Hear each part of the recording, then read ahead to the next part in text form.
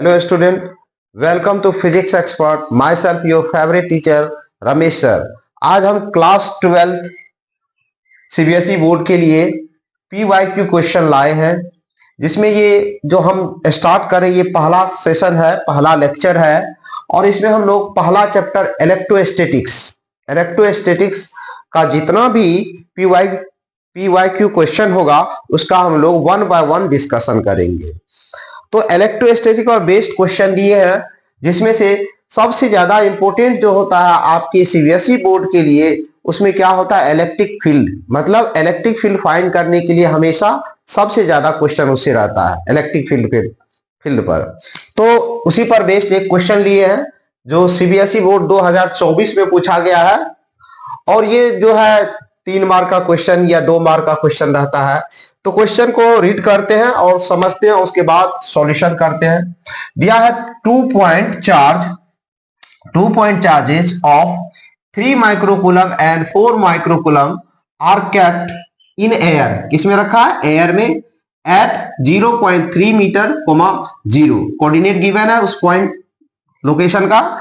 इन किस प्लेन में रखा है? एक्स वाई प्लेन में। किस प्लेन में रखा है? एक्स वाई प्लेन में। कह रहा है find the magnitude and direction of net electric field produces at origin. मतलब ओरिजिन पर नेट फील्ड कितना प्रोड्यूस होगा उसका आपको मैग्नीट्यूड और डायरेक्शन दोनों बोल रहा है फाइंड करने के लिए। तो हम लोग सबसे पहले क्वेश्चन को रीड किए हैं, तो क्वेश्चन के अकॉर्डिंग टू हम लोग उसका डायग्राम बनाएंगे। जब भी फिजिक्स में क्वेश्चन सॉल्व कीजिए आप लोग सीबीएसई बोर्ड में खास करके, तो विद डायग्राम सॉल्व कीजिए। तो क्वेश्चन के according to X Y plane लिया है, तो एक्स वाई प्लेन हम लोग ले लेते हैं।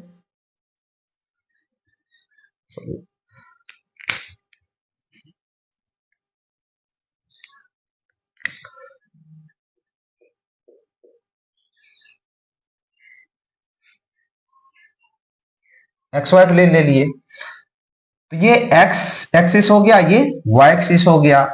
मेरा कोऑर्डिनेट दिया है दोनों चार्ज का। पहला 3 कूलम चार्ज किस कोऑर्डिनेट पे है? एक्स कोऑर्डिनेट पे है। मतलब कोई भी पॉइंट मान लेते हैं हम लोग, यहां पर मान लेते हैं ये कितना है? 0.3। इस पॉइंट मतलब P का मान लेते हैं पॉइंट P है, इसका कोऑर्डिनेट कितना है? 0.3 मीटर, 0। और इस पर चार्ज कितना इस पॉइंट पर है? 3 माइक्रोकूलम। कितना है? चार्ज Q1 मान सकते हैं आप। Q1 इक्वल टू कितना है? 3 माइक्रोकूलम। ठीक है। और y कोऑर्डिनेट पर कितना है? 4 माइक्रोकूलम। मतलब इस पे, तो ये कोऑर्डिनेट किस पर होगा? y एक्सिस पर होगा। और यहां चार्ज कितना है? Q2 चार्ज है और वो कितना है? 4 माइक्रोकूलम। और इसका कोऑर्डिनेट दिया है, मान लेते हैं P कोऑर्डिनेट, ये Q कोऑर्डिनेट मान लेते हैं, Q कोऑर्डिनेट। और इसका कोऑर्डिनेट क्या है? 0,0.3 मीटर। ठीक है। और ओरिजिन जहां पर दोनों एक्सिस कट करती है उसको हम लोग क्या कहते हैं? ओरिजिन। और ओरिजिन का कोऑर्डिनेट आपको दिया है 0, 0। ठीक है। इसी ओरिजिन मतलब O पॉइंट पर आपको क्या निकालना है? इलेक्ट्रिक फील्ड निकालना है। क्या निकालना है? Electric field with direction. तो हम लोग जानते हैं इलेक्ट्रिक फील्ड का फॉर्मूला, कोई भी पॉइंट पर मानो कोई चार्ज, एक समझा देते हैं आपको, कोई भी पॉइंट चार्ज मान लीजिए इस तरीके से कोई चार्ज गिवन है और इससे r डिस्टेंस पर यदि इलेक्ट्रिक फील्ड निकालना है, तो ये पॉजिटिव चार्ज है, तो पॉजिटिव चार्ज के कारण फील्ड का डायरेक्शन आउटवर्ड होता है। E इक्वल टू क्या लिखते हैं हम लोग? KQ/r²। वही यदि यहां पर नेगेटिव चार्ज हो तो फील्ड क्या हो जाएगा? ये पॉजिटिव चार्ज के कारण है। वही यदि हम लोग बात करें नेगेटिव चार्ज का r डिस्टेंस पर, मान लीजिए यहां नेगेटिव चार्ज है r डिस्टेंस पर, तो मान लीजिए A पॉइंट है, ये B पॉइंट है, तो यहां पर इलेक्ट्रिक फील्ड नेगेटिव चार्ज के कारण क्या हो जाएगा? KQ/r²। लेकिन दोनों अपोजिट डायरेक्शन। पॉजिटिव फील्ड के कारण क्या होता है? आउटवर्ड होता है, नेगेटिव फील्ड के कारण इनवर्ड होता है।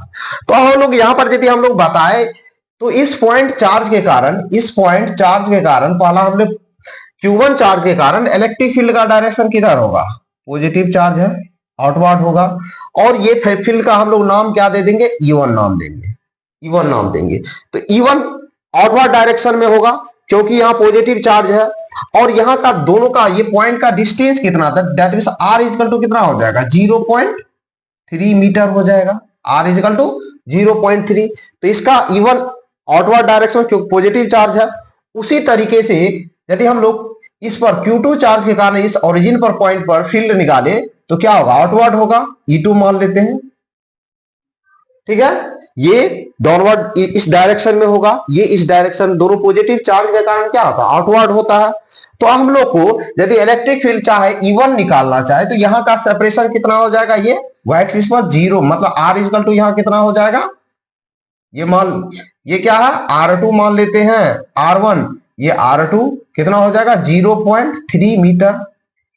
ठीक है, तो इलेक्ट्रिक फील्ड यदि हम लोग निकालेंगे E1 मतलब ये चार्ज 3 कूलम चार्ज द्वारा, तो हम लोग electric field E1 equal to क्या लिखेंगे, फॉर्मूला कि Q1 bye R square, R1 square. और इसका वैल्यू यदि हम लोग पुट करें तो K को K के टर्म्स में लास्ट में वैल्यू पुट करेंगे हम लोग, तो R1 के मतलब चार्ज कितना है, 3 माइक्रोकूलम, 3 माइक्रोकूलम मतलब 10 टू पावर माइनस 6, और सेपरेशन 0.3 का होल स्क्वायर। ठीक है, तो इस डायरेक्शन में हुआ। अब हम लोग इसको सिंप्लीफाई करेंगे, तो और यदि इसको सिंप्लीफाई करना तो K का वैल्यू कितना, 9 इंटू 10 टू पावर, ये क्या है, K प्रोपोर्शनलिटी कांस्टेंट होता है, 9 into 3 into 10 to power minus 6, इसका सिंप्लीफिकेशन करेंगे तो क्या हो जाएगा, 0.09 हो जाएगा। अब हम लोग इसको सिंपली ये डेसिमल हटाते हैं, यहां कितना हो जाएगा, 100, ये 9 से 9 कैंसिल हो जाएगा, बचा मेरा कितना, 10 टू पावर 9 है, यहां यदि हम लोग बात करें 10 टू पावर 6 है तो कितना बचेगा, 3 इंटू 10 टू पावर, ये स्क्वायर लिख सकते हैं, 10 to power 11 into 10 to power कितना हो जाएगा, माइनस 6। ठीक है, और इसको यदि सिंप्लीफाई करेंगे तो कितना हो जाएगा, 3 इंटू 10 टू पावर 5 क्या हो जाएगा, ये हो जाएगा E1, ये क्या हो जाएगा, E1 मेरा हो जाएगा। तो इलेक्ट्रिक फील्ड मेरा कितना आ जाएगा, 3 इंटू 10 टू पावर 5 न्यूटन पर कूलम हो जाएगा, क्या हो जाएगा, न्यूटन पर कूलम। हम लोग इलेक्ट्रिक फील्ड देख लिए, इलेक्ट्रिक फील्ड हम लोग देख लिए इस चार्ज के कारण, Q1 चार्ज है। अब Q2 चार्ज के कारण हम लोग निकालते हैं, तो Q2 चार्ज के कारण इलेक्ट्रिक फील्ड वही K Q2 बाय R2 का होल स्क्वायर निकालेंगे। K का value 9 into 10 to power minus 9 अति प्लस 9, Q2 का वैल्यू कितना है, 4 इंटू 10 टू पावर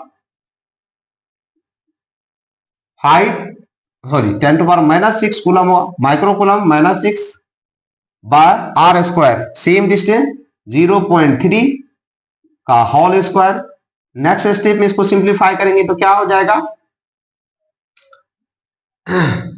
नेक्स्ट तो क्या हो जाएगा, तो 9 into 10 to power 9 into 4 into 10 to power minus 6 by 0.09, इसको सिंप्लीफाई करेंगे कितना हो जाएगा, 100 हो जाएगा, कितना हो जाएगा, 100 हो जाएगा। इस 9 से 9 को कैंसिल कर देंगे, मेरा कितना आ जाएगा, इसको सिंप्लीफाई करेंगे तो क्या हो जाएगा, 4 इंटू 10 टू पावर, देख लीजिए 10 टू पावर इसको कितना लिखेंगे, 10 टू पावर 2, 9 टू 11, 11 में 6 क्या 5 न्यूटन पर कूलम आ गया। तो E2 मेरा इलेक्ट्रिक फील्ड कितना आ गया, इतना आ गया। दोनों क्या है, एक जो है डाउनवर्ड डायरेक्शन में, एक ये, तो इसका रिजल्टेंट क्या देख लीजिए, यहां पर जो इलेक्ट्रिक फील्ड मेरा आया है E1 किधर है, E1 यदि हम लोग एक्स एक्सिस का और वाई एक्सिस का बात करें तो मेरा क्या है, E1 क्या है, इस डायरेक्शन में है, और E2 कितना है मेरा डाउनवर्ड। तो रिजल्टेंट, अब मैग्नीट्यूड अलग अलग है, मैग्नीट्यूड तो दोनों का अलग अलग है। देखिए E1 का आया इतना, E2 का आया इतना, तो इसका रिजल्टेंट डायरेक्शन, क्योंकि इसका रिजल्टेंट दो वेक्टर क्या है 90 डिग्री पर है, इलेक्ट्रिक फील्ड क्या है वेक्टर क्वांटिटी है, तो इसका रिजल्टेंट इसी के बीच आएगा, मतलब ई इसी के बीच आएगा। तो वो कैसे निकलेगा, तो हम लोग जानते हैं डाउनवर्ड को हम लोग क्या लेते हैं माइनस आई कैप, सॉरी माइनस जे कैप, और इधर वाले को माइनस आई कैप लेंगे डायरेक्शन के अकॉर्डिंग टू। तो यदि हम इसका मैग्नीट्यूड निकाले तो परपेंडिकुलर में दो वेक्टर का मैग्नीट्यूड निकालने का फॉर्मूला क्या था, ई इक्वल टू क्या लिखेंगे 90 डिग्री है तो रूट अंडर क्या हो जाएगा E1 square plus E2 square. Direct दो वेक्टर का यदि 90 डिग्री पर हो तो डायरेक्ट हम लोग जानते हैं आई और जे कैप के फॉर्म में भी लिखेंगे, तो उसी तरह से इसका लिखेंगे रिजल्टेंट वेक्टर, ये वेक्टर फॉर्म में लिखेंगे, ई इक्वल टू क्या लिखेंगे E1 क्या है माइनस आई कैप प्लस E2 माइनस जे कैप, इस तरह से लिखेंगे, ठीक है। तो इस तरीके से तो दोनों आई जे है तो इसका रिजल्टेंट निकालते हैं, तो आई का कोफिशिएंट का स्क्वायर प्लस जे का कोफिशिएंट का स्क्वायर का होता है रूट अंडर, तो आसानी से निकल जाएगा। तो इसको सिंप्लीफाई करेंगे तो क्या आ जाएगा मेरा, देख लीजिए डायरेक्ट हम लिख देंगे, ये दिया हुआ E1 मतलब 3 इंटू 10 टू पावर 5 का whole square plus E2 4 into 10 to power 5 का होल स्क्वायर। अब देखिए 10 टू पावर 5 का होल स्क्वायर क्या हो जाएगा, बाहर हो जाएगा, क्या हो जाएगा लिख लेते हैं बाहर, क्योंकि स्क्वायर है, दोनों में कॉमन ले लिए। 3 का स्क्वायर कितना होता है 9, 4 का स्क्वायर कितना होता है 16, 4 का स्क्वायर कितना होता है 16, 16 9 क्या होता है 25, 25 का स्क्वायर रूट कितना होता है 5, तो 5 इंटू 10 टू पावर 5 न्यूटन पर कूलम। तो मेरा रिजल्टेंट इलेक्ट्रिक फील्ड मेरा कितना आ जाएगा 5 इंटू 10 टू पावर 5 न्यूटन पर कूलम। ये मेरा रिजल्टेंट क्या गया, रिजल्टेंट मेरा क्या गया इलेक्ट्रिक फील्ड आ गया।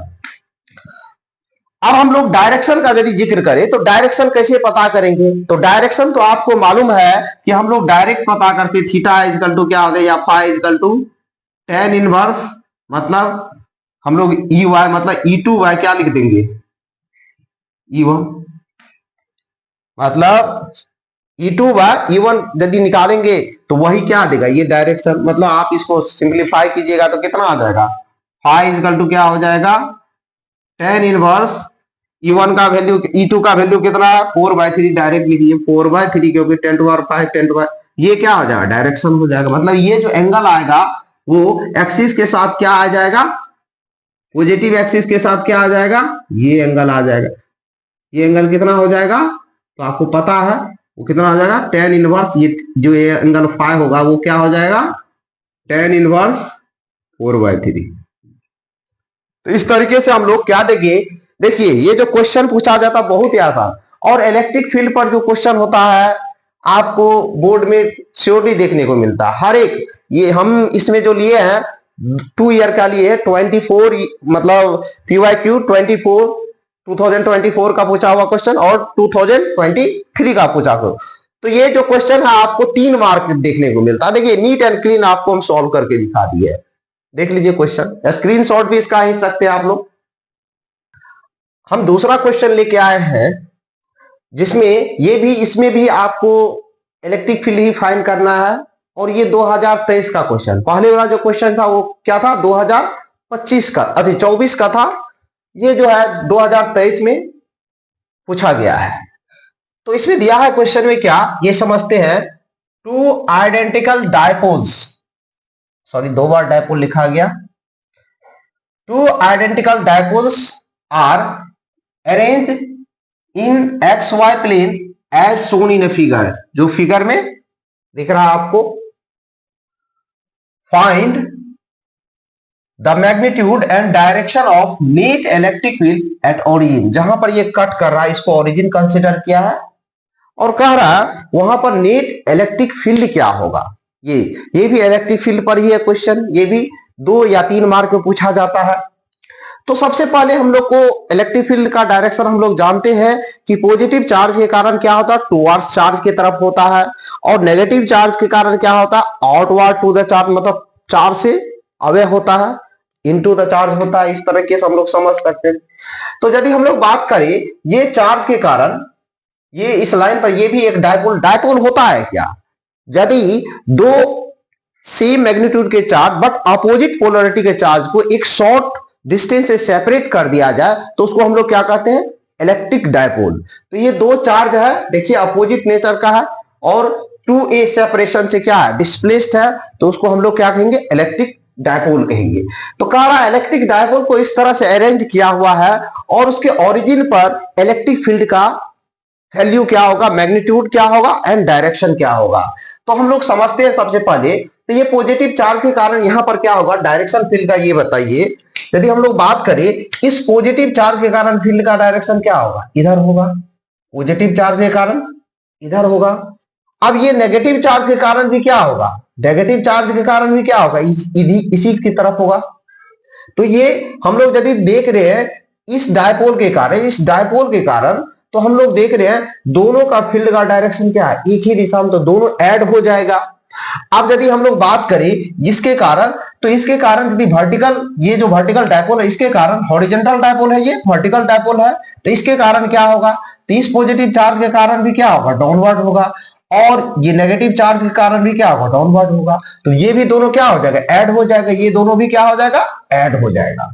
तो हम लोग देख रहे हैं कि ओरिजिन पर जो हम लोग इस दोनों चार्ज के कारण फील्ड, डायपोल के कारण फील्ड का डायरेक्शन निकाले, दोनों एक ही डायरेक्शन में आ रहा है, ये भी एक ही डायरेक्शन, और दोनों एक दूसरे के क्या है, परपेंडिकुलर। तो हम लोग यदि इसको दिखाए इस तरह से, मान लीजिए डायपोल है, इस तरह से दिखाए,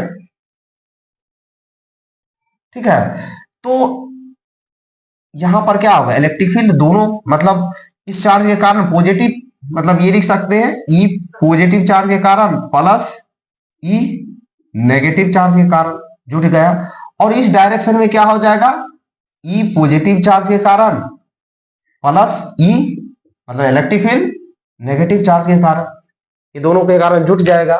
तो हम लोग निकाल सकते हैं इलेक्ट्रिक फील्ड, तो आसान तरीके से निकाल सकते हैं।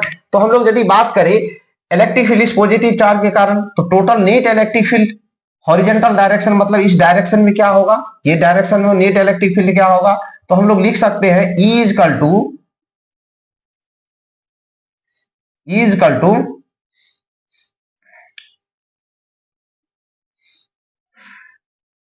ई Q positive plus E Q negative.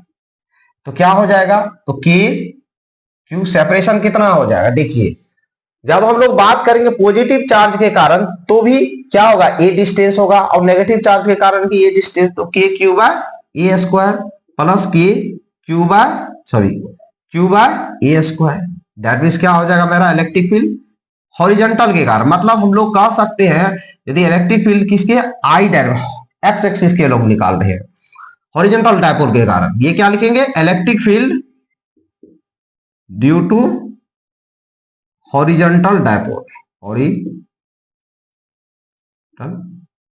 Dipole,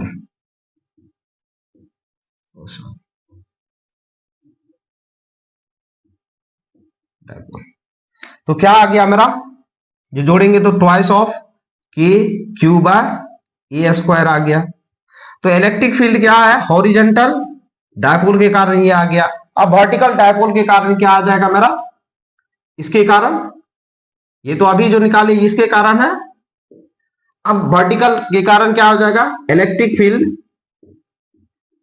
due to vertical dipole, vertical dipole क्या हो जाएगा, सेम हो जाएगा, E इजकल टू, मान लो इसको मान लेते E1, ठीक है, इसको E2, इसमें भी वही हो जाएगा, E पॉजिटिव चार्ज के कारण plus E electric field negative charge के कारण, तो इसमें भी वही हो जाएगा, K Q by a square, K Q by a square. तो क्या हो जाएगा, twice of K Q by a square. But इसका डायरेक्शन क्या होगा, इसका डायरेक्शन इस तरह से, मतलब E2 का यदि हम लोग डायरेक्शन का बात करें, E1 E2 निकल गया मेरा, यदि बात करें दोनों का डायरेक्शन का यदि हम जिक्र करें तो देख लीजिए E2 का डायरेक्शन किधर है, E2 का डायरेक्शन डाउनवर्ड है, और E1 का डायरेक्शन क्या है, हॉरिजेंटल है, मतलब एक्स एक्सिस के लोग कह सकते हैं वाई एक्सिस। तो हॉरिजेंटल डायरेक्शन में E1 है, तो रिजल्टेंट क्या होगा, इसी के बीच आएगा, रिजल्टेंट तो इसी के बीच आएगा।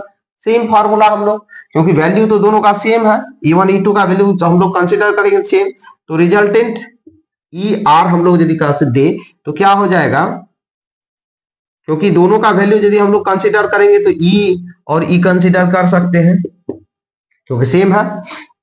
तो क्या हो जाएगा, E1 का स्क्वायर प्लस E2 का स्क्वायर, और यदि हम लोग रखे तो E1 E2 वैल्यू सेम है तो क्या हो जाएगा, root under twice of E1 का स्क्वायर, दैट मीन्स क्या हो जाएगा, root two E electric field.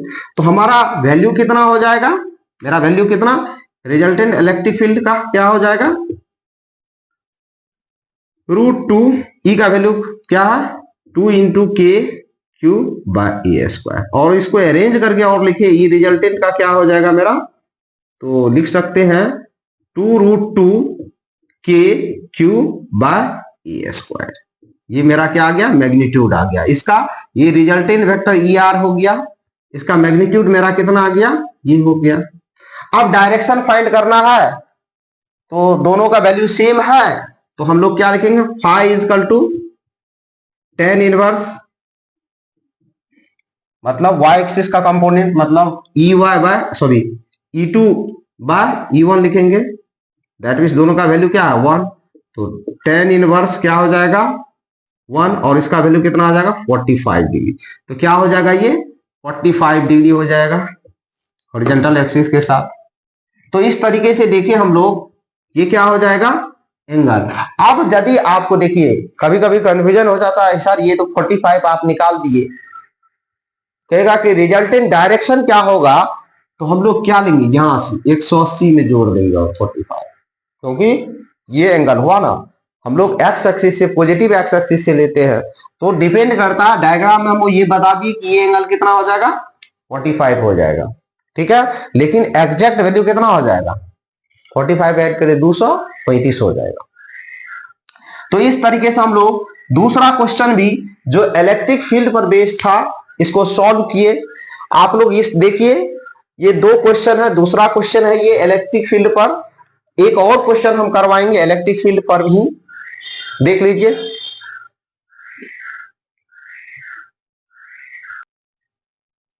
तो ये क्वेश्चन नंबर तीसरा लेके आए हैं, जिसमें इसमें भी आपको क्या फाइंड करना है, इलेक्ट्रिक फील्ड फाइंड करना है।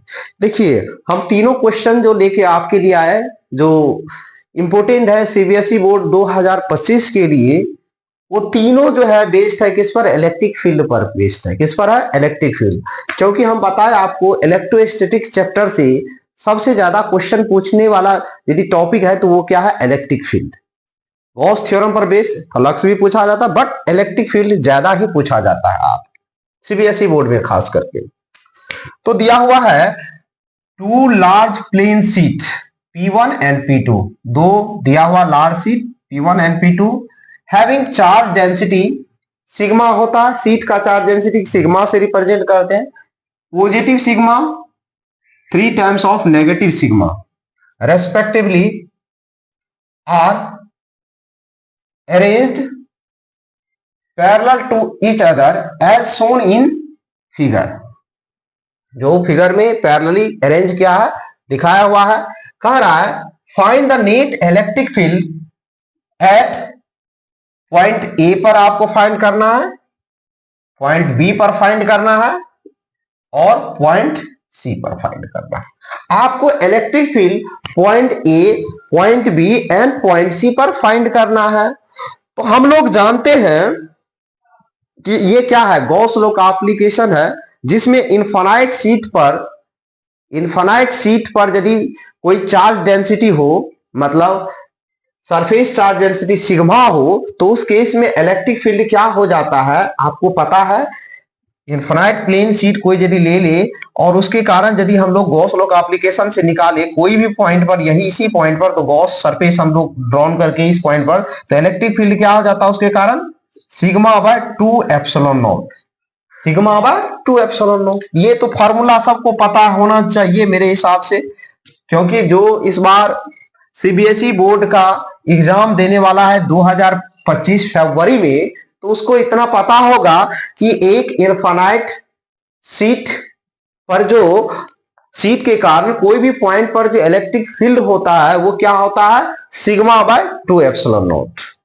और वो उसका डायरेक्शन जो होता है वो चार्ज डेंसिटी पर डिपेंड करता है। चार्ज डेंसिटी कैसा है, नेगेटिव है या पॉजिटिव है। तो हम लोग यदि बात करें इस पॉइंट पर, यदि हम लोग बात करें पॉइंट ए पर फील्ड का बात करें, तो पॉइंट ए पर फील्ड क्या होगा, इलेक्ट्रिक फील्ड। तो हम लोग यदि इसके कारण के मतलब प्लेट P1 और प्लेट P2, चार सीट प्लेन सीट कहा है इसको, प्लेन सीट P1 और P2। तो P1 के कारण पॉजिटिव से चार्ज के कारण हमेशा फील्ड का डायरेक्शन क्या होता है, आउटवर्ड होता है। नेगेटिव के कारण क्या होता है, इनवर्ड होता। क्या होता है, इनवर्ड होता है। तो इस चार्ज के कारण इस पॉइंट पर क्या होगा, फील्ड ई P1 के अकॉर्डिंग टू इलेक्ट्रिक फील्ड इधर होगा, और इसके कारण क्या होगा, इधर होगा ई P2, क्योंकि यहां पर क्या है, नेगेटिव चार्ज डेंसिटी है। तो हम लोग इसका रिजल्टेंट यदि निकालेंगे पॉइंट ए पर, यदि बात करें पॉइंट ए पर, तो EP1 मतलब इसके कारण इलेक्ट्रिक फील्ड क्या हो जाएगा, तो दोनों अपोजिट डायरेक्शन में है, दोनों क्या है, अपोजिट डायरेक्शन में है। तो हम लोग पहले EP1 के कारण निकाल लेते हैं। EP1 के कारण क्या हो जाएगा, सिग्मा, क्योंकि चार्ज डेंसिटी कितना है, सिग्मा बाय 2 एप्सिलॉन नॉट हो जाएगा। और EP2 के कारण क्या हो जाएगा, प्लेन सीट क्या हो जाएगा, -3 सिग्मा बाय 2 एप्सिलॉन नॉट। क्या हो जाएगा, माइनस। अब यदि हम लोग रिजल्टेंट निकाले तो यहां माइनस हम लोग क्यों यूज किए, देखिए यदि आप यहां माइनस यूज कीजिए तो दोनों क्या हो जाएगा, प्लस करना पड़ेगा। लेकिन आपको ये लिखना है, मैग्नीट्यूड लिखना, ये क्या है, मैग्नीट्यूड ओनली है। डायरेक्शन तो अभी हम डिसाइड कर दिए यहां पर। तो रिजल्टेंट क्या होगा, तो हम लोग को पता है रिजल्टेंट क्या होगा, तो हाइयर किसका है, इसका वैल्यू है। EP2 के कारण चार्ज नेगेटिव चार्ज डेंसिटी क्या है, इस पर ज्यादा है, इस पर क्या पॉजिटिव, लेकिन ये वैल्यू में ज्यादा है, तो इसके कारण ये तो डिस्टेंस पर डिपेंड नहीं करता यहाँ पर इलेक्ट्रिक फील्ड। याद रखिएगा प्लेन शीट चार्ज के कारण इलेक्ट्रिक फील्ड जो होता है वो कहीं किसी भी पॉइंट पर निकालिएगा तो वो डिस्टेंस पर डिपेंड नहीं करता है। तो ये हम लोग यदि बात करें यहाँ पर E लिखना चाहे इलेक्ट्रिक फील्ड, तो क्या आ जाएगा मेरा रिजल्टेंट, तो क्या लिखेंगे, जो बिगर वैल्यू होगा EP2 माइनस EP1। क्यों लिखे, जो बिगर वैल्यू होता है उसमें से हम लोग स्मॉलर, और डायरेक्शन क्या, रिजल्टेंट डायरेक्शन क्या होगा, बिगर वैल्यू की तरफ होगा। तो ये क्या हो जाएगा, 3 sigma bye 2 epsilon not by sigma bye 2 epsilon not. तो माइनस करेंगे तो कितना हो जाएगा, कर लीजिए, 3 में से डायरेक्ट एलसीएम ले 2 सिग्मा एप्सिलॉन नॉट, तो क्या आ जाएगा 3 सिग्मा माइनस सिग्मा, कितना हो जाएगा 2 सिग्मा बाय 2 एप्सिलॉन नॉट। ये कितना हो जाएगा, सिग्मा बाय एप्सिलॉन नॉट। तो इलेक्ट्रिक फील्ड कितना हो जाएगा मेरा इस केस में, सिग्मा बाय एप्सिलॉन नॉट। मतलब यदि पॉइंट ए का बात करें तो इलेक्ट्रिक फील्ड कितना आ गया, क्यों, तो हम बताए कि पॉजिटिव चार्ज के कारण आउटवर्ड होगा, नेगेटिव के कारण इनवर्ड। अब यहां पर यदि हम लोग बात करें तो पॉजिटिव के कारण क्या होगा, आउटवर्ड इधर की तरफ होगा, और नेगेटिव के कारण भी इधर ही होगा। तो दैट मीन्स EP2 ये क्या है, EP1, दोनों का कारण सेम ही डायरेक्शन में होगा। तो यहां पर क्या हो जाए, अभी वैल्यू तो निकाल ही चुके हैं EP1 EP2 का, तो पॉइंट किस पर लिखेंगे, पॉइंट बी पर। पॉइंट बी पर यदि हम लोग बात करें तो वैल्यू तो यही होगा, ये जो वैल्यू EP1 है EP2 दोनों जुट जाएगा, that means E equal to क्या हो जाएगा, EP1 प्लस EP2। EP1 क्या है, electric field plane sheet P1 के कारण, EP2 का मतलब electric field plane sheet P2 के कारण। तो इसमें जोड़ देते हैं तो क्या हो जाएगा, sigma bye 2 epsilon not plus 3 sigma bye 2 epsilon not. और इसको जोड़ेंगे तो कितना हो जाएगा ऊपर में 4 सिग्मा बाय 2 एप्सिलॉन नॉट। ये 2 से कट जाएगा, ये कितना आ गया, इलेक्ट्रिक फील्ड का वैल्यू क्या आ जाएगा 2 सिग्मा बाय एप्सिलॉन नॉट। मतलब आपको पॉइंट बी पर ये आ जाएगा। अब हम लोग पॉइंट सी का बात करेंगे।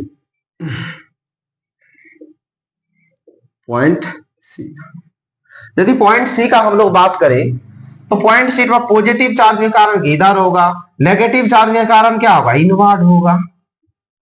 ठीक है, तो ई ये क्या हो जाएगा EP2 मतलब प्लेन शीट 2 के कारण, और इधर क्या होगा EP1। तो यहां भी क्या होगा, डिफरेंस होगा, जो बिगर होगा वही होगा। यहां पर पॉइंट सी पर भी क्या होगा, डिफरेंस होगा। यहां पर दोनों में एडिशन होगा, यहां पर डिफरेंस होगा।